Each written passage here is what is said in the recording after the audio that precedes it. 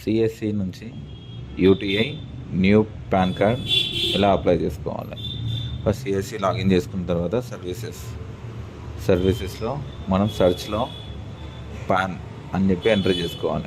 Search అంటే మనకి NSDL ఒకటి, యూటీఐ రెండు సర్వీసులు అనేది మనకు డిస్ప్లే అవుతుంది. యూటీఐ సెలెక్ట్ చేసుకొని క్లిక్ చేసి మళ్ళీ లాగిన్ చేసుకోవాలి. క్యాప్చా ఎంటర్ చేసుకొని సైన్ ఇన్ అంటే మనకు యూటీఐ అనేది లాగిన్ అవుతుంది త్రూ సిఎస్సి నుంచి.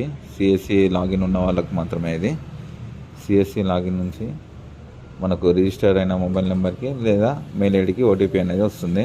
ఆ వచ్చిన ఓటీపీని ఎంటర్ చేసుకొని లాగిన్ అవ్వాలి. లాగిన్ అయినాక మనకి apply for new PAN card starting second option apply for new PAN card. దానిలో నుంచి first one apply for new form 49 open అవుతుంది. దానిలో ఫిజికల్ మోడ్ని సెలెక్ట్ చేసుకొని ఇండివిజువల్ తర్వాత ఎన్ఆర్ఐ కాదు కాబట్టి no both physical and e PAN రెండు కాబట్టి both physical and e PAN రెండు సెలెక్ట్ చేసుకొని సబ్మిట్ చేసిన తర్వాత మనకి శ్రీమతి జెండర్ అలా వస్తుంది. అది సెలెక్ట్ చేసుకొని లేడీస్ అయితే శ్రీమతి, కుమారి, జెంట్స్ అయితే శ్రీ అలా సెలెక్ట్ చేసుకొని నేమ్ ఫస్ట్ లాస్ట్ నేమ్ అన్న దగ్గర మనం నేమ్ అనేది ఎంట్రీ చేసుకోవాలి. లాస్ట్ నేమ్ దగ్గర నేమ్, ఫస్ట్ నేమ్ దగ్గర సర్నేమ్ ఎంట్రీ చేసుకోవాలి. లాస్ట్ నేమ్ దగ్గర నేమ్ ఎంట్రీ చేసుకోవాలి. తర్వాత next other names no, gender అనేది ఆటోమేటిక్గా వచ్చేస్తుంది. నెక్స్ట్ డేట్ ఆఫ్ బర్త్ తర్వాత అడ్రస్ ఫర్ కమ్యూనికేషన్ స్టేట్ అనేది సెలెక్ట్ చేసుకోవాలి. తెలంగాణ అయితే తెలంగాణ, ఏపీ అయితే ఏపీ.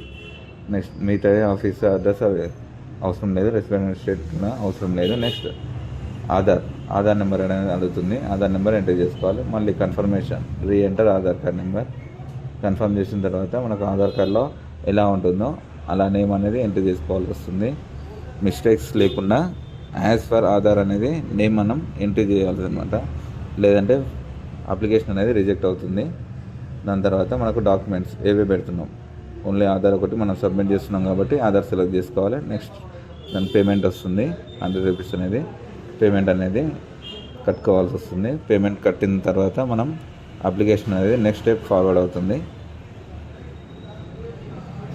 నెక్స్ట్ స్టెప్లో వచ్చేసి అప్లికెంట్ యొక్క మొబైల్ నెంబర్ని ఎంటర్ చేసుకోవాలి. తర్వాత అప్లికెంట్ యొక్క మెయిల్ ఐడి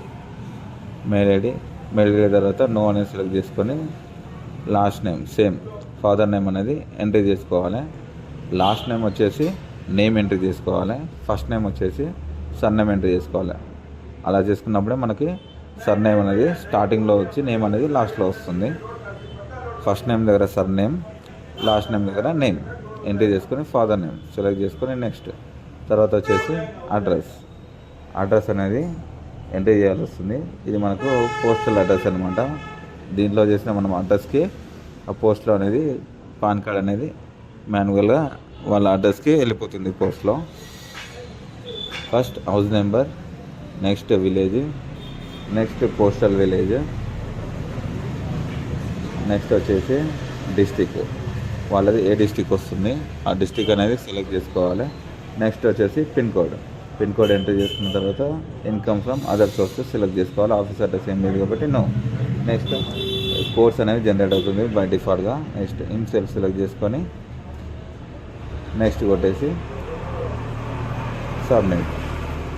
సబ్మిట్ కొట్టేస్తే మనకి రిసిప్ట్ అనేది జనరేట్ అవుతుంది. ఫామ్ పీడిఎఫ్లో ఉంటుంది. ఫామ్ ఒకటి డౌన్లోడ్ చేసి పెట్టుకోవాలి. వచ్చిన రిసిప్ట్ని వాళ్ళు సేవ్ చేసుకొని పెట్టుకోవాలి పీడిఎఫ్లో. అండ్ కస్టమర్కి ప్రింట్ ఇచ్చేసినా సరిపోతుంది.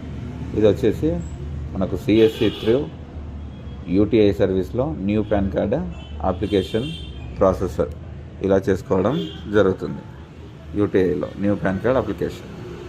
నెక్స్ట్ దాని విధంగా డాక్యుమెంట్స్ సేవ్ చేసుకుని అప్లోడ్ చేసుకోవాలి పీడిఎఫ్లో.